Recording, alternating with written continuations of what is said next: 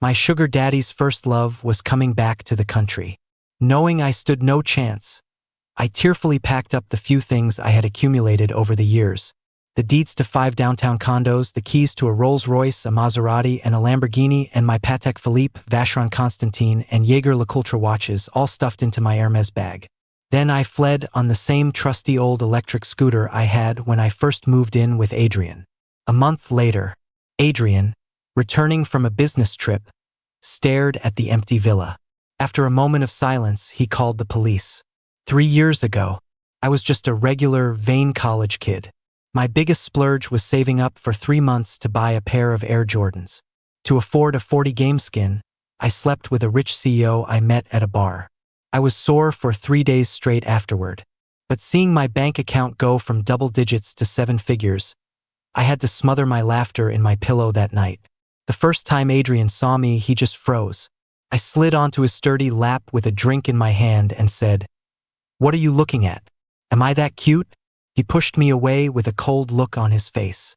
"You're still a student. You should have some self-respect." I burst out laughing. I'd never met a guy so serious and old-fashioned. I used every trick in the book to throw myself at him. It wasn't until Adrien's friend pulled me off him. He looked me up and down and said with a smirk, "He looks just like his little angel." Finally clicked. I was just a stand-in. I wisely backed off. But then we ran into each other in the bathroom. As if he'd been building up the courage for a while, Adrien pulled out his phone and said, "Hey, can I get your number? I can help you find a job after you graduate."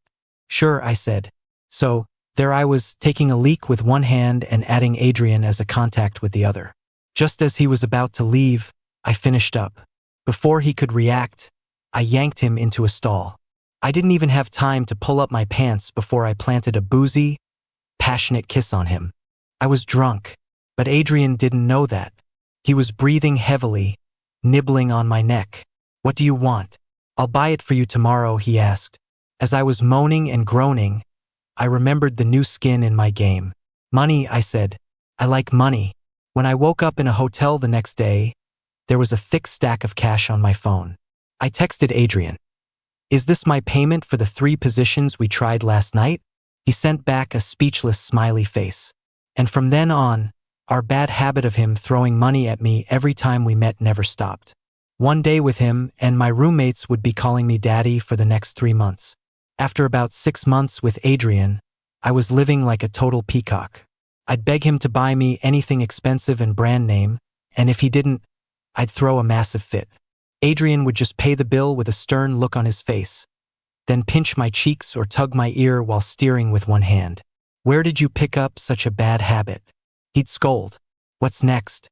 You're going to demand I buy you a private jet at the airport?" I covered my ears, thinking to myself, if a jet is off the table, a helicopter would be fine. I definitely need one of those. So, the year I graduated, I successfully got a yellow helicopter by throwing a full-on tantrum at a party with Adrien and his friends. I can't fly it, and I don't want anyone else to fly it. It's just been sitting there ever since. Every time Adrien mentioned it, he'd look at me with disdain. "You have a compulsive shopping disorder driven by consumerism. It's a psychological problem. You need help." Whenever he'd lecture me with that serious face, I'd just cover my ears and tune him out. I knew he'd buy me whatever I wanted next time anyway. When we were out, his friends would laugh and say he was raising a son. A son who wouldn't take care of him in his old age, just stress him into it. Adrien would just glare at me, like he was looking at a picky kid who would never learn to eat his vegetables. I'd let my eyes wander everywhere but his. I didn't care about saving face. If I was going to be a substitute, I had to make it worth my while. But I was a professional, so I did a little digging on my sugar daddy's first love. According to the stories from his buddies, oh, his angel, born in Siberia, lives in the States now. I fidgeted with my fingers. So he's a trust fund kid. I lose this round. His angel, pale, delicate looking, impossible not to like. A total charmer, I thought, way more likable than me. I lose again, and he always listened to Adrien. So gentle and warm with everyone. I wanted to beat my chest in frustration. 3-0. I'd completely lost to this angel I'd never even met. An ex's tears are a current lover's kryptonite. And what was I? A kept man. A college kid with no money and no brains who only knew how to play video games and buy luxury crap. That night, I lay on the master bedroom rug, crying my eyes out. This meal ticket wasn't going to last.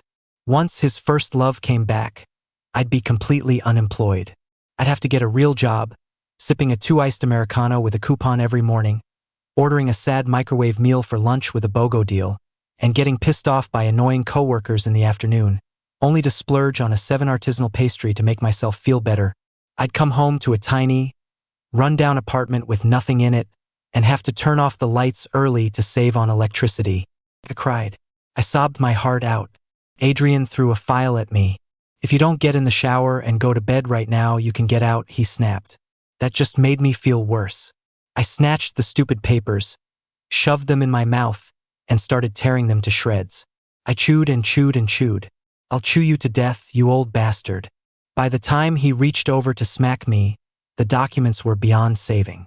All I remember from that night is falling asleep with 3 handprints on my ass and my eyes swollen shut. When it rains, it pours. Trouble always finds a way. In the 2nd year after graduation, the bad news came. Because I stubbornly refused to get a job and just wanted to be a lazy bum at home, Adrien cut off my allowance and swore he wouldn't buy me any more new bags. I was so mad I ran away from home for 3 hours. I got so tired from walking that I fell asleep on a bench by the river. When he found me, he gave me a kick to wake me up. I cried so hard that an old man who was spinning a top nearby thought I was being abused and asked if I needed legal aid.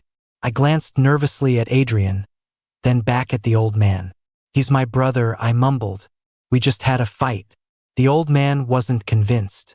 If you've been kidnapped, make the international sign for help. I bit my lip, tempted to do it, but one look at Adrien's dark expression and I shrank back into his coat and kept quiet. Adrien had to explain for a long time before the old man reluctantly agreed not to call the police. That night, my ass met a cane. I cried and screamed for my mom and dad until even Adrien felt bad for about 10 seconds, before he continued whipping me for another 20 minutes. Afterward, he held me and comforted me. From now on, if you want something, learn to earn it yourself. No shortcuts, no tricks. Understand? With my eyes swollen like walnuts, I mumbled, I don't want to understand that. His eyes narrowed. I immediately buried my face in his shoulder and wailed, I get it. I understand now. Adrien relented. You don't have to work for the next 6 months, but you have to find something to do. I picked at my fingers. Can spending money be my something? Seeing Adrien about to blow his top, I quickly corrected myself. Fine. I'll be a volunteer. That's okay, right? Only then did Adrien pat my head. Good boy. If you do well, I'll give you a bonus. To be honest, I wasn't exactly an angel. I knew Adrien only glanced at the check-in photos I sent him. So, after going to one volunteer event, I took over 300 different pictures, even photoshopping different outfits and angles. Every day, I'd leave the house with my little backpack, hitching a ride in the CEO's car, and then find a park to open up my stash. Knock off Doritos, Jell-O cups, Hydrox cookies, and spicy beef jerky. After my picnic, I'd head over to the volunteer spot and wait for him to pick me up. Adrien noticed I'd gained weight, but he had no idea I was faking the whole volunteer thing. Just as I was smugly accepting the Victor Most Improved award from Adrien, the real bad news finally arrived. Adrien was on the phone in his study. You're bringing him over? Great. It's been a while since we've seen him. Yeah, I miss him a lot. I'll definitely be there for such an important day. No problem.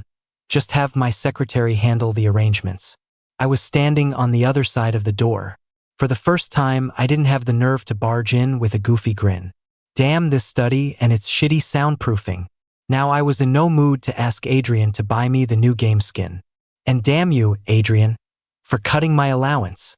Just because I'm a little reckless with money? I rubbed my eyes and snuck off to confirm with Adrien's friend. Hey, Frank, do you know when his angel is coming back? Frank's tone was serious. April 10th. How did you know about that? Adrien actually told you? I mumbled, oh, no reason. I just wanted to see him. After hanging up, I kept repeating the date in my head. That's my birthday. On my birthday next month, Adrien's first love is coming back. I may not be a genius, but I've read enough romance novels to know how this goes. On a special day like that, Adrien would definitely ditch me on my birthday to go pick up his precious first love. He'd probably even text me, "Victor, his angel gets cold easily, so I have to go pick him up. Have a happy birthday by yourself." And I'd be left all alone in the villa, cold and lonely, tearfully eating an entire birthday cake by myself. Just thinking about it made me stomp upstairs to confront Adrien. I announced loudly, "For my birthday next month, I want my own 6-inch cherry chocolate cake." When I saw Adrien hesitate, a sudden realization hit me. Fine, if you don't want to buy it for me, forget it. I don't want a cake for my birthday. I stomped back downstairs, wiping my tears while eating the steamed shrimp the housekeeper had made. I've made up my mind. I'm not waiting for this angel to show up. I'm clearing out now. He'll never find a professional substitute with my level of integrity again, I thought, as I peeled shrimp, cried, and stuffed my face. Adrien came over, attracted by the noise, a complicated expression on his face. The next day, Adrien left on a business trip. Before he left, he held me and kissed me for a long time. "Victor," he said with a smile, "if you dare play video games for more than 6 hours a day, the first thing I'll do when I get back is make sure you can't get out of bed for 3 days. Got it?" I was feeling down, thinking, "You big idiot. If you knew this was the last thing you'd ever say to me, you'd regret it for the rest of your life." Adrien tightened his arms around me, rubbing my back. "You used to be happy when I'd go on trips for a week or two and leave you alone. Why the long face today?" I almost burst into tears, but I bit back. "You'll understand when you're my age." Adrien pinched my cheeks, stretching them out. "All right, my little old man, be good at home. Don't torture the housekeeper. I'm leaving now." With that, he got in the car and immediately started working. As the car drove further and further away, I wiped my face. I turned around and started packing. I'd only take what I needed. The rest I'd leave for that damn angel, like the photo of us kissing on the nightstand. That would surely be a nice, welcoming gift for his first love. Everything else, the houses and the dessert shop Adrien bought for me, I'm taking those. The Hermes and Chanel bags he bought for me, taking those. The Maybach and Maserati, taking those too. The European lounge chair he bought for the house, I need that. The handmade German plates, need those. The baguette the housekeeper just bought, I'll eat that on the way. I packed 3 huge bags. Then I remembered my dusty electric scooter in the garage. I pulled it out, wiped it down, and strapped my suitcases to it. I mean, duh. Without my scooter, how would I commute to work? Am I supposed to drive a Rolls-Royce to a job that pays $4,000 a month? First, I'm not a show-off. Second, I have tact. I wouldn't drive a nicer car than my boss. Third, I don't have a driver's license yet. By the time I'd moved all my stuff to the loft Adrien had bought me, my back was killing me. Just in case Adrien decided to make a surprise return, I told the housekeeper we were going on a trip for a few days before I dared to crash into bed. The next day at 10, I promptly pushed open the door to a coffee shop and slid nervously into a seat across from a stylish, powerful-looking woman. "Hello, ma'am," I said politely. Adrien's mother nodded with a gentle smile. "Hello. What can I do for you?" I felt a pang of guilt, but I pushed it aside and went for the jugular. "Ma'am, give me $50 million, and I'll leave Adrien immediately and give you back a straight son." A moment later, I felt like I'd lowballed it. Adrien was the heir to a family empire with shares in countless public companies. His friends were all major players. I'd made a huge mistake. Just as I was about to ask for more, Adrien's mom raised an eyebrow and said, "Give me your account number." I hadn't expected it to be so easy. I was dumbfounded as I accepted the $50 million, said a polite goodbye, and left. Back at my place, I was restless, tossing and turning all night. The thought of Adrien and his angel being all lovey-dovey was eating me alive. Would they kiss too? My mind was a mess, like ants crawling all over my heart. No way, if he kisses him, what am I supposed to kiss? Wait, if Adrien has his first love back, he won't want a substitute like me anymore. As I was thinking, I fell asleep. Soon I was dreaming about the big villa. His angel stood at the top of the stairs, looking down on me with a smug expression. "You broke loser," he said. "You think you can compete with me for Adrien? Take the money and get lost." Then he took Adrien's arm, and they walked away, all cuddly, leaving a storm of cash raining down. I woke up with a jolt. In the dream, I'd shamelessly been on the floor, picking up the money. No time like the present. I opened up indeed. I had to be prepared for that moment of humiliation. I needed to be able to say proudly, just like the heroines in novels, "I have a job now. I don't need Adrien to support myself anymore." So I started looking for work. Too tiring? No. Too much work? No. Pay too low? No. Commute too far? No. The company's astrological chart doesn't align with mine? No. HR was rude? No. Too close to Adrien's office? No. Too far from Adrien's office? No. After searching for what felt like forever, I decided to take a part-time job scooping poop at the cat cafe downstairs. It was stinky, but at least I could take care of the cats Adrien never let me have. The interview went smoothly. I started my new job 5 days after leaving. The owner really liked me. He made me the sole person in charge of taking out the trash and cleaning the entire cafe. During this time, Adrien kept up his daily routine of checking in. Texts, photos, video calls. "Victor, whose house are you at?" he asked. I stammered. My own house." Adrien laughed.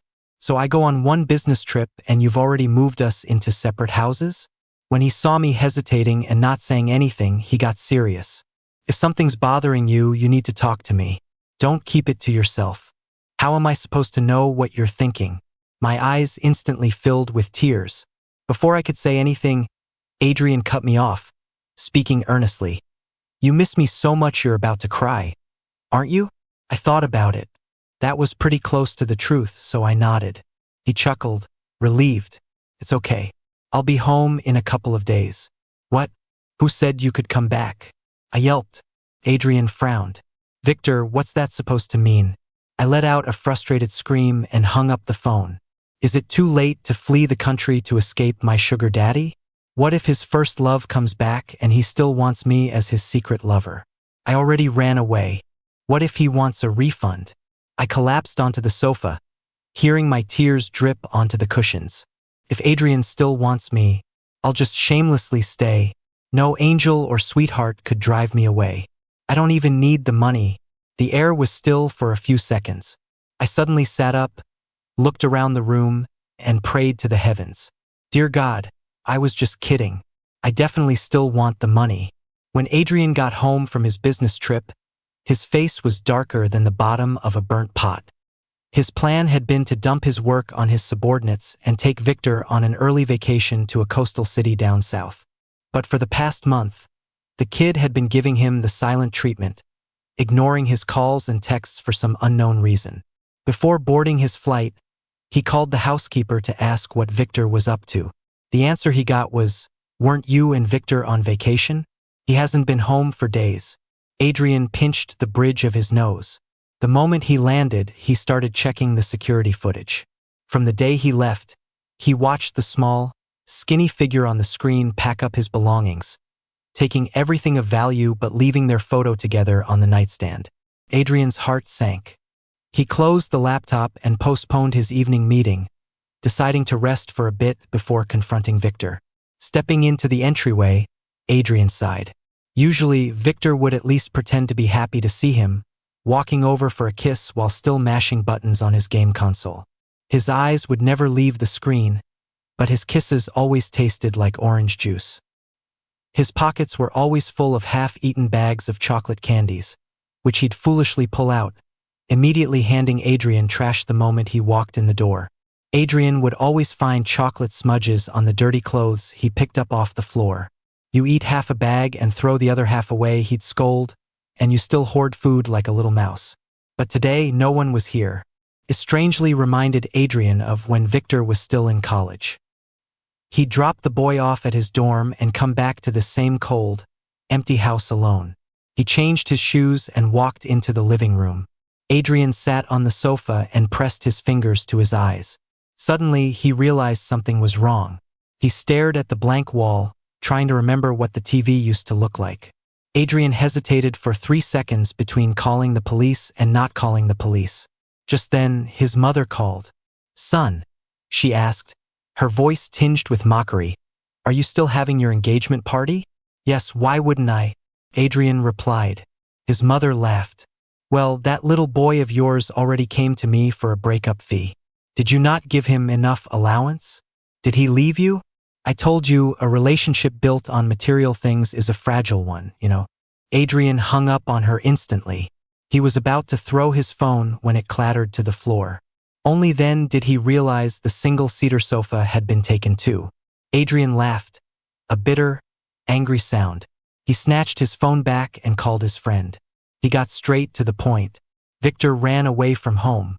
Do you know where he is?" Frank replied smugly, "Of course I do. He posted on his story that he's working at a cat cafe." "What?" Adrien roared in disbelief. "Working?" He couldn't believe it. He asked 3 times and got the same answer each time before finally calming down. "Did he say why?" he asked. "No," Frank said. "The last time he called, he asked me what day his angel was coming back. I thought he already knew about the engagement, but he didn't sound happy, so I guess he didn't hear about it." Adrien thought for a moment, then asked hesitantly, "You mentioned his angel to him?" "Of course. The first time we met, I told him he looked just like his angel, with those big eyes." Adrien cut him off. "Did you tell him who his angel is?" Frank went silent. "Okay, don't say anything else. We'll stick to the plan. I'll explain it to him myself." Adrien hung up again. He logged into Victor's food delivery app and grabbed his jacket, ready to go hunt him down. Based on the taro boba tea with brown sugar pearls he'd ordered a few hours ago, he saw that Victor was staying at the small downtown apartment. Adrien's heart settled. At least he hadn't run far. It wasn't a life or death situation. Then he thought, whatever the reason, it was a good thing for Victor to be out there learning some life skills. At least he'd be able to survive without him. He took a sip of water, sat down on the spot where the sofa used to be, and suddenly felt completely lost. When I got the message that Adrien was getting engaged in 3 days, I snapped a cat turd in half with my scooper. There were 3 days left until April 10th, my birthday, and the day Adrien's first love was due to return. He had never said a word to me about an engagement. It definitely wasn't with me. So who was it with? It was so hard to guess. My tears splattered into the litter box. The shop owner looked at me with concern and told me to go home early. The walk home from the shop only takes 20 minutes. I used to be so pampered my husband had to feed me water. Now I had to conserve my scooter's battery on my commute. I looked at the many digits in my bank account and marveled at my own powerful sense of self-preservation. After getting home with a whole roast duck, Frank texted me, "Victor, what are you up to?" I slowly typed back, "Why are you calling me by my full name? So weird."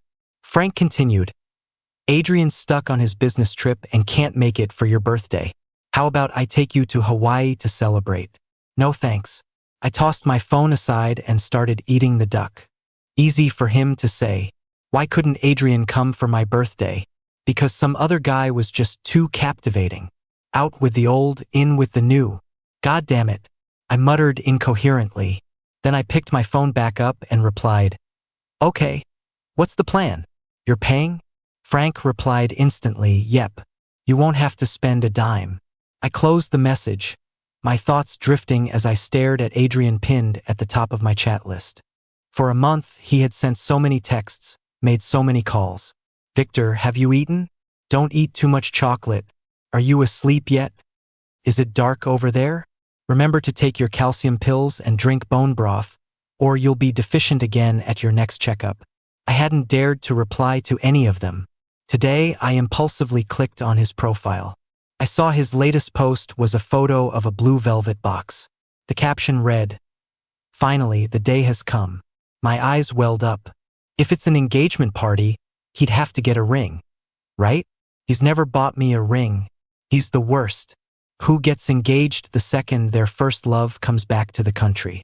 Am I that incomparable? He's just the worst. Thank God I left when I did. Is he secretly happy that I was so considerate? In that respect, I must be better than his angel, right? I fell onto the bed and cried myself to sleep. In a haze between sleep and waking, I saw Adrien wiping my face with a warm towel. I grabbed his hand and cursed, "You're a bad person. I don't want you anymore." But what I wanted to say was, "Adrien, please don't leave me." The Adrien in my dream gently patted my back, just like he always did, and gave me a goodnight kiss. As he held me, his comforting scent filled my heart, and my body involuntarily released a rush of dopamine. Dreams are a comfort from reality. The first half of the night, I slept sweetly, almost waking myself up from smiling. The second half of the night took a sharp turn. I dreamed that Frank took me to their wedding. Adrien stood at the microphone, thanking me. "Thank you, Victor. If it weren't for you, I would have never realized how much I love my angel." Everyone applauded for me, saying I was the cornerstone of their happiness. I sat at my table, sobbing. What cornerstone? More like a stepping stone, a stumbling block, or a decorative rock. It sounded disgusting. Adrien walked over to give me an award. "Once again, thank you, Victor. Here is the Victor Most Improved Award. Take it home and use it to charge your electric scooter." I shot awake, sat up, and chugged 2 large glasses of water. The water was a little warm, but I didn't think much of it. On the third day, I asked the cat cafe owner for 3 days off and got in Frank's car to go to the airport. He and I were sort of friends. He wasn't like Adrien, who would always act like a grown-up and lecture me. He never tried to control my choices and could even make me laugh sometimes. Even if things were over with Adrien, that didn't mean I had to reject an invitation from a mutual friend. Sitting next to him, I asked, "So what are we going to do there?" Frank just gave me a mysterious smile. "It's a secret." Then I remembered something. "Isn't Adrien getting engaged? You're his friend. Aren't you going?" "Of course I'm going." The scene from my dream wrapped around me like a python. I pressed him, "You're not planning to drag me to their engagement, are you?" The plane had already taken off. I was on a pirate ship and there was no getting off now. Frank just calmly told me not to make a big deal out of it, that I'd understand when we got there. The plane landed. Frank practically dragged me into a car, muttering, "Hurry, hurry. We're going to miss the perfect moment." He gave me no room to resist. In that moment, he seemed like a stranger, terrifying and unfamiliar. Could he have been a spy for his angel all along? The second I was in the car, I started wailing. The thought of having to see someone I couldn't compare to in any way, with Adrien completely ignoring me, was just too much to bear. Frank had never seen a boy cry like this before. The steering wheel felt like it was burning his hands. He kept handing me tissues, saying, "Hey kid, don't cry, you'll get it when we're there. Just trust me this one time, please don't cry." When he saw that his attempts to calm me down were failing, he immediately called Adrien and told him to come get me. The car pulled up to the hotel entrance, and there was Adrien, standing on the steps like a majestic pine tree, so handsome it was offensive. The shadow from his nose was deep enough to hide 2 little piglets. That slicked back hair, those broad shoulders, those long legs, the lips I'd kissed, the hands I'd held, the waist I'd wrapped my arms around. I hadn't seen him in so long. I missed him like crazy. But seeing him now at a time like this, would Adrien even bother with me for the sake of his engagement party? I buried my head and refused to get out of the car. So Adrien came over, opened the door, and without a word, slung me over his shoulder and carried me into the elevator. I struggled with all my might, squeaking and squawking. My mind flashed to those novels about organ transplants. Is his angel sick with some rare disease? Does he need my organs? Is that why they brought me here? So all that nice behavior before was just an act, and now they're not even pretending anymore. I was carried to the door of room 1314. Before opening it, Adrien asked me gravely, "When you ran away, why didn't you take our photo?" I was stunned for a moment, then burst out, "I don't want you anymore. Why would I take the photo? To leave it for your number 1 first love angel to see? To piss him off? No way." Adrien pinched my face and gave me a happy kiss. "See," he said, "being dumb has its advantages. I'm not dumb. I'm just not that smart." Before I could figure out what was happening, The sound of footsteps came from inside the room. A lot of them, like a four-legged animal. Adrien said, "His angel is in there. Want to see?" He put his arm around me and started to open the door, clearly not giving me a choice. My chest tightened. I waved my hands frantically, shouting, "No, no, no. I don't want to see him. I don't want to know him." The door slowly creaked open. A round, fluffy head peeked out. I rubbed my eyes. I couldn't believe what I was seeing. A Samoyed? I looked at Adrien with red, tear-filled eyes, only to see that he was already laughing, unable to hold it in any longer. "Bingo, sit down." The white dog looked at me with its big, bright eyes and obediently sat down. My heart melted with grief. "What is this? You knew I misunderstood this whole time and you didn't tell me?" Adrien tried to hug me, but I pushed him away with all my strength. "You and Frank are both terrible. Frank is a jerk, and you're a rotten egg. You two should be the ones getting married. I'm going home." I tried to push past him, but then I heard Adrien's soft voice. "Victor." He couldn't be talking to the dog. This was an English-speaking dog. I turned around to see a diamond ring that was well over 10 carats. It would look out of place on any other man's hand, but on Victor's it was just right. It sat elegantly in a blue velvet box, held in the hand of a handsome man in a suit. Adrien got down on one knee and proposed to me with all the solemnity in the world. "Victor, will you marry me?" My breath caught in my throat.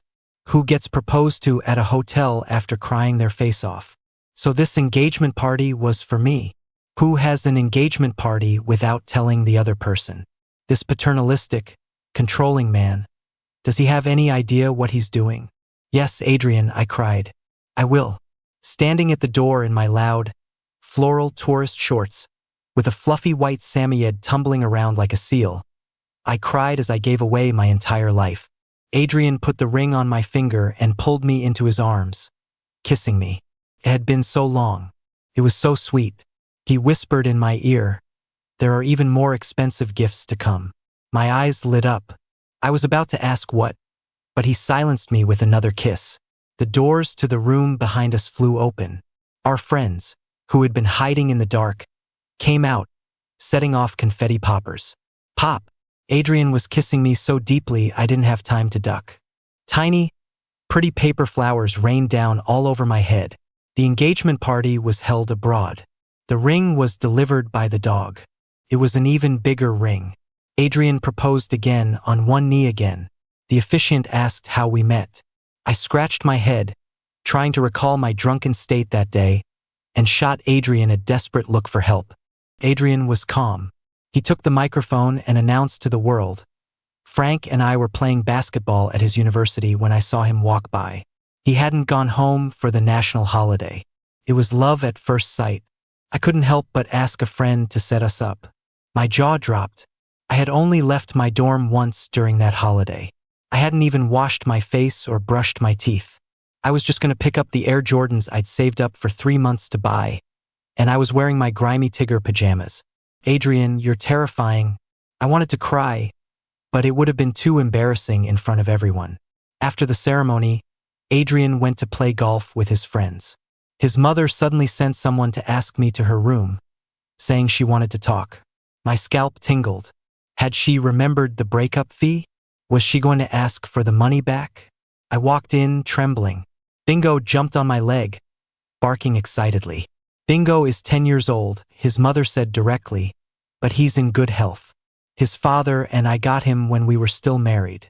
After the divorce, his father took him to the States. Did you know that Adrien is allergic to cat and dog fur?" I was stunned. He never told me. The elegant woman sighed, looking out the window. "That's why his father and I divorced. We were both busy with work and wanted to get a dog to keep him company, but we didn't know he was allergic." His mother explained that Adrien loved the puppy but kept his distance, knowing he was allergic. Every time Bingo tried to jump on him, he would move away. The little puppy didn't understand and grew sad. Adrien watched the puppy become more and more depressed, feeling helpless. It wasn't until his 16th birthday, which his parents also missed, that he sat in front of the same cake he got every year and began to empathize with the little dog in his house. "They paid to keep you, but they didn't love you with their hearts. That didn't seem right. For the first time, he let the dog sleep on his bed. Bingo was so excited he peed all over the carpet. But the next day, Adrien had a severe allergic reaction and was hospitalized. His parents met outside his private room and had the biggest fight of their lives. "You never cared about our son," his mother yelled. "Shouldn't you, as the mother, have cared more?" his father retorted. As they argued back and forth, Adrien sat on his hospital bed, staring quietly at the orange tree outside the window. Through the door, he swallowed the news of his parents' divorce. Adrien eventually overcame his allergy to animal fur, but he never got another pet, not even a fish. His mother's eyes were a pale color. When she looked at you, it felt as if she were gently rejecting the world, yet you could still feel her intense emotions. She finally got to the point. "I hope you are with Adrien because you love him. Otherwise, we truly wouldn't have agreed to let him marry a man. You two complement each other well. Your family has love but lacks money, while he has money but lacks love." She gave a self-deprecating laugh. "I'm not telling you all this to make you feel sorry for his past. I want you to know that a unique and lasting love is incredibly important to him." I think I understood. I nodded blankly. After leaving her room, I followed the address I'd found online, running through a city where I didn't speak the language. Still in my engagement suit, I burst into a handmade ring shop and, with the help of a translation app, painstakingly followed the instructor's directions for hours. I finally managed to make a ring so ugly it was offensive. By the time I got back to the hotel, Adrien was on the verge of sending out a city-wide search party. When he saw me, our friends and family all dispersed. I pulled Adrien into our bedroom, repeatedly pushing away Bingo, who was trying to lick my face, and took the ring out of my pocket. I got down on my left knee. Then, thinking it should be the right, I switched. I kept switching until I was just kneeling on both knees. I held up the hideously ugly ring, which no amount of sincerity could make beautiful. Adrien looked as if he had been mulling something over for a long time. He pulled out his phone and said to me, "Hello, can I get your contact information? I can help you find a job after graduation." His eyebrows suddenly relaxed. The urge to punch me seemed to vanish into thin air, replaced by a mixture of wanting to laugh, wanting to cry, surprise, and sadness. I debated for a moment whether to put the ring on him first or speak first. I chose the ring. I looked up at him. "I'm too cheap to buy you an expensive ring. And it wouldn't mean anything if I did, since you're the one who gives me my allowance. So I made you a one-of-a-kind ring that you can wear for a long, long time. They say on the internet that a ring is the physical manifestation of the shackles of marriage. Are you willing to be locked down with me for the rest of your life? I know I might not be able to compare to anyone, but..." Adrien's eyes were red. He struggled to hold back his tears for the sake of his pride. He pulled me up like a radish, tossed me onto the bed, and buried his face in my stomach, taking a deep breath. My stomach felt warm. He cried without making a sound, but his shoulders were shaking. "Victor." I stared at the ceiling, my face itchy from the dog's licks. "What? Victor. I heard you. I'm willing." I felt a surge of happiness and a smug grin spread across my face. "See? I may be a little dumb, but I've still got my moves." He laughed, probably at how dumb I was, and leaned in to kiss me. My legs naturally wrapped around his waist. As our eyes met, his tears slid down to the corners of my eyes, as if I were crying for him. I thought to myself, he doesn't need money. All he needs is my clumsy, sincere heart.